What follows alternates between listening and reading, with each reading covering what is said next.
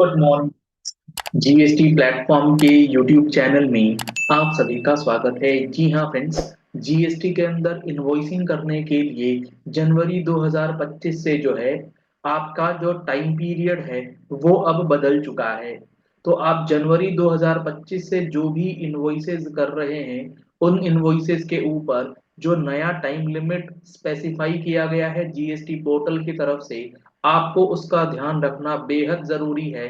नहीं तो आपका जो इनवॉइस है वो पोर्टल पर अपडेट नहीं होगा और सामने वाले का इनपुट टैक्स क्रेडिट जो है वो डिनाई किया जा सकता है। तो क्या है और किस तरीके से ये जो नया टाइम पीरियड इनवॉइसेस के लिए दिया गया है उसके लिए आज हम लोग इस सेशन में पूरा डिस्कशन जो है वो करने वाले हैं। जुड़े रहिएगा इस वीडियो के एंड तक ताकि आपको भी अगर ऐसी कोई भी इशू आ रही है जीएसटी इनवॉइसिंग की और उसके संबंधित जो टाइम पीरियड है उसको लेकर के, तो वो सारा का सारा क्लैरिफिकेशन जो है वो आपको मिल जाए। तो यहाँ पर अब आपको जो एडवाइजरी इशू करी गई है जीएसटी पोर्टल की तरफ से, जीएसटीएन की तरफ से, एक बार सबसे पहले वो मैं दिखाता हूँ और उसके अंदर क्या बातें इन्होंने मेंशन करी है। फिर उसको हम लोग देखेंगे कि आपको इनवॉइसेस जो बनाने हैं जनवरी 2025 से उसमें किस बात का ध्यान रखना जरूरी है। सबसे पहले अगर देखें तो इन्होंने कहा है starting from 1 January 2025 MFA multi factor authentication जो है उसे मैंडेटरी कर दिया गया है। इसे अभी थोड़ी देर में समझते हैं ये क्या है मल्टी फैक्टर ऑथेंटिकेशन का जो है वो। लेकिन जो उससे भी ज्यादा इंपॉर्टेंट है वो है आपके वो है आपके द्वारा बनाया गया जो जीएसटी का बिल है और उस बिल से रिलेटेड जो ई वे बिल की कनेक्टिविटी है उसको समझना। अब यहाँ पर जो चेंज किया गया है जनवरी 2025 से, उसके लिए पोर्टल ने क्या कहा है कि आपका जो period of E way bill generation है वो लिंक कर दिया गया है from the date of base document. यानी कि आप जो अपना टैक्स इनवॉइस बना रहे हैं उस टैक्स इनवॉइस की डेट के बेसिस पर आपका ई वे बिल जनरेशन का जो टाइम गैप है उसे चेंज किया गया है, रेस्ट्रिक्ट किया गया है। रेस्ट्रिक्शन क्या है एक बार इस चीज को समझिए। The generation of E way bill will B restricted to the documents dated within 180 days from the date of generation। यानी कि अगर आप कोई भी इनवॉइस 1 जनवरी 2025 को बना रहे हैं, टैक्स इनवॉइस 1 जनवरी 2025 को आप बनाते हैं, तो इस टैक्स इनवॉइस का अगर आप ई वे बिल बनाना चाहते हैं, अगर आप ई वे बिल जनरेट कर रहे हैं, तो आप एट द मैक्स कब तक कर सकते हैं। आपके पास टाइम पीरियड है 1 जनवरी 2025 से लेकर के 180 डेज का।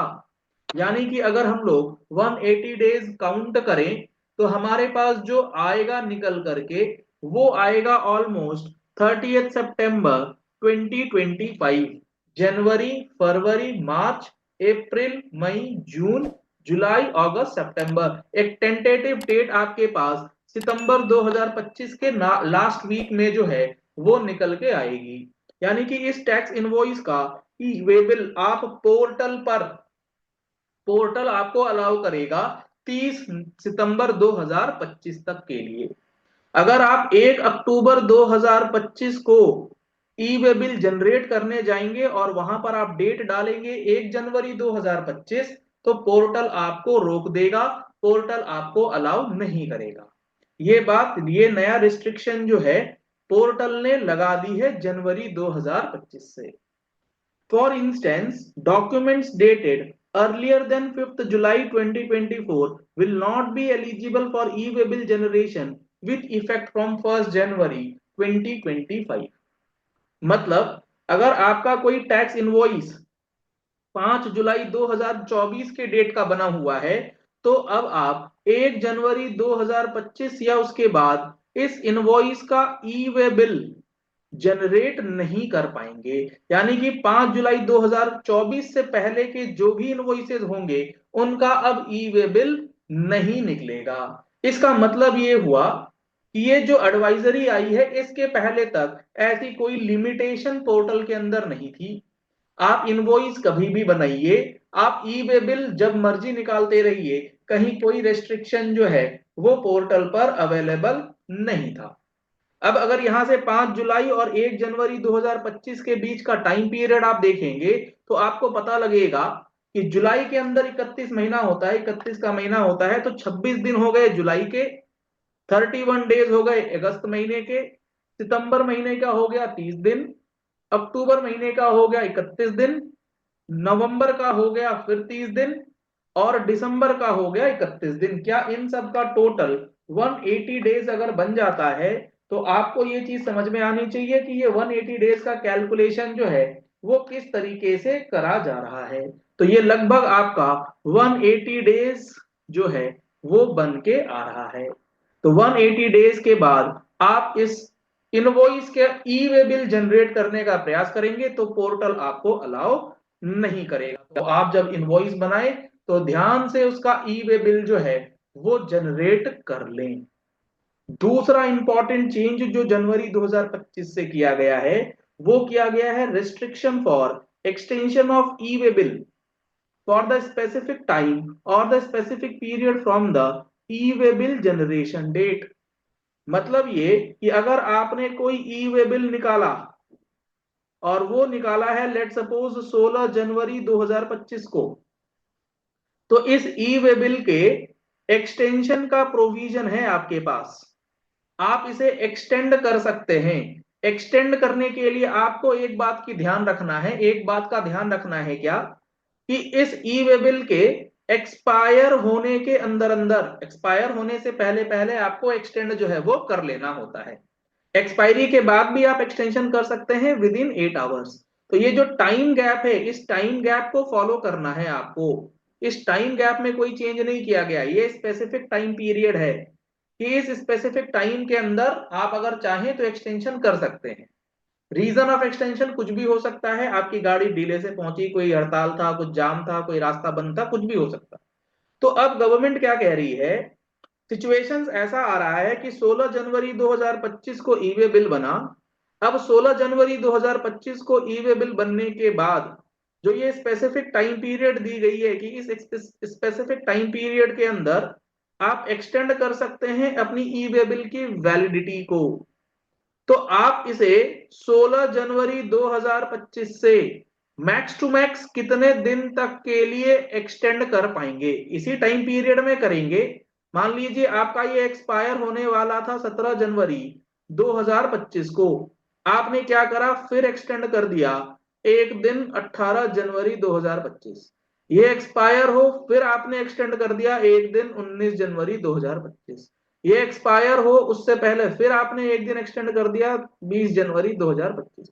तो ऐसे करते करते कब तक आप एक्सटेंड कर सकते हैं, पहले कोई लिमिटेशन पोर्टल पर नहीं थी। अब पोर्टल ने ये कहा है कि आप ऐसे ऐसे एक्सटेंड करते करते कब तक एक्सटेंड कर सकते हैं, 360 दिन तक आप एक्सटेंशन ले सकते हैं। यानी कि 360 बार आप extend extend extend extend extend करके 16 जनवरी कह रहे हैं 10 जनवरी 2026 तक आप इसे एक्सटेंड कर सकते हैं।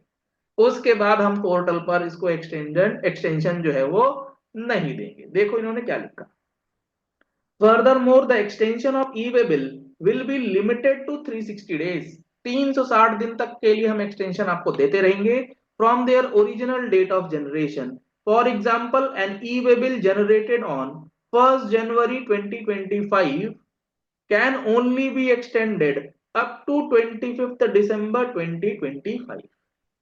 यानी कि आप अगर एक्सटेंड करना चाहते हैं तो एक्सपायरी होने से पहले या एक्सपायर होने के 8 घंटे के बाद एक्सटेंड कर सकते हैं ओरिजिनल डेट से 360 दिन तक।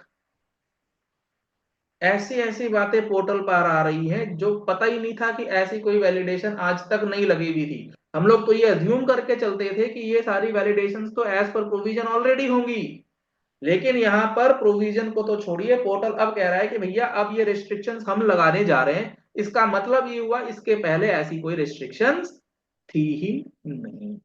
तो आपको जीएसटी इनवॉइसेस से रिलेटेड ये दो नए रिस्ट्रिक्शंस जो जीएसटी के पोर्टल पर लगा दी गई है जनवरी 2025 से, ये बेहतरीन तरीके से समझ में आना चाहिए, क्योंकि ये बहुत इंपॉर्टेंट इशू है। जब आपका मैटर फंसेगा तो उसमें आपको इससे बहुत ज्यादा मदद जो है वो मिलने वाली है।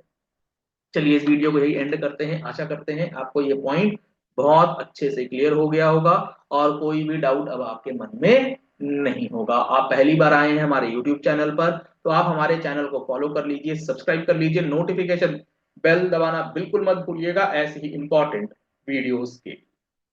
जीएसटी का फुल कोर्स जो कि 18 जनवरी 2025 से स्टार्ट होने जा रहा है, अगर आपने अभी तक उसका एनरोलमेंट नहीं कराया है तो आप उस कोर्स को एनरोल करा सकते हैं। कॉन्टैक्ट नंबर्स आपको स्क्रीन पर दिए गए हैं। आप हमारा mobile application GST platform download कर सकते हैं, प्ले स्टोर पर लिंक अवेलेबल है।